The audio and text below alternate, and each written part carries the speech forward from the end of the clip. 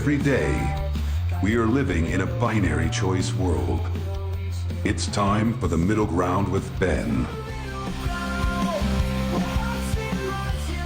Hello everyone and welcome back to the Middle Ground with Ben. I know it's been a while. Maybe approaching over a year, maybe more. But for this episode, well, it's a bit different than our usual content. I do believe, though, this is essential to talk about. Today we're diving into something that concerns both college football fans and, of course, Iowa fans. Now, I recently made a lengthy YouTube comment on several other videos explaining this in greater detail, which I will post in the comments section of this video. I don't think it's going to fit in the description, so you may not find it there too, but I'll try. Anyway, so let's get to it. In the recent Iowa versus Minnesota game, there was a call that left many of us scratching our heads. Cooper DeJean's touchdown was called back due to what was deemed an invalid fair catch signal. The decision was questionable, to say the least, and it raised some serious concerns about the integrity of the game.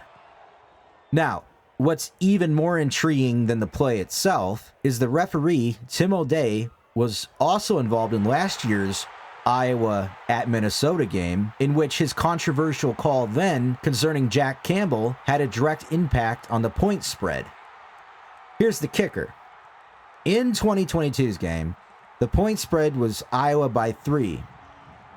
Now there's a couple other places of which the screenshot you will see will say the final point spread was 2, but it was 3 prior to kickoff, so I went with that in my initial post. Anyway, in 2023, the point spread was Iowa by 3.5, which meant that Iowa needed to win by 4.5 or more points to cover. And quite the coincidence, huh? I don't think so. And you'll see both plays played here for you to look at. Jack Campbell's call right there, showing that he was called out of bounds, but the play could not be reviewed because Tim O'Day blew it dead. And apparently Tim O'Day, according to some statements, had no direct call on this year's game because all he did was read out the decision. But I'm not buying that for a second.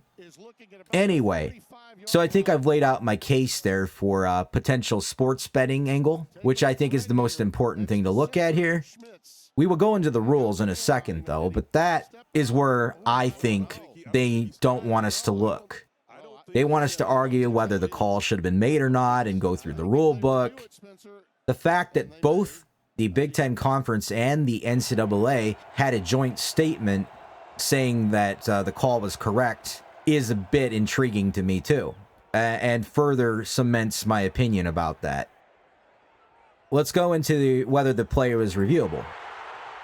Some argue that this call was open to review because the play resulted in a touchdown. But there's a catch, pun slightly intended.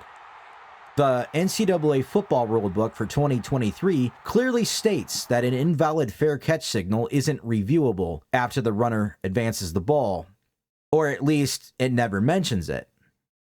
As you can see right here, it has no mention of invalid fair catch signal in the review portion of the rulebook. So, with no mention of invalid fair catch signal review in the rulebook, the big question is, why was it reviewed? Furthermore, there's an issue with inconsistency in applying the rules. If an invalid fair catch signal was suspected, the rulebook specifies that there should have been a penalty for advancing the ball.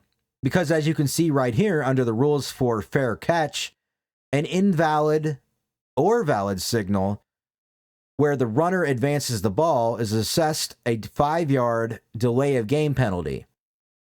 But guess what? No flag was thrown during the play, and no penalty was assessed afterward. Interesting, huh? So this begs the question, why wasn't a penalty assessed if they were indeed reviewing an invalid fair catch signal? Kirk Ferentz, the head coach for Iowa, said the initial replay was to check to see if Cooper DeJean stepped out of bounds.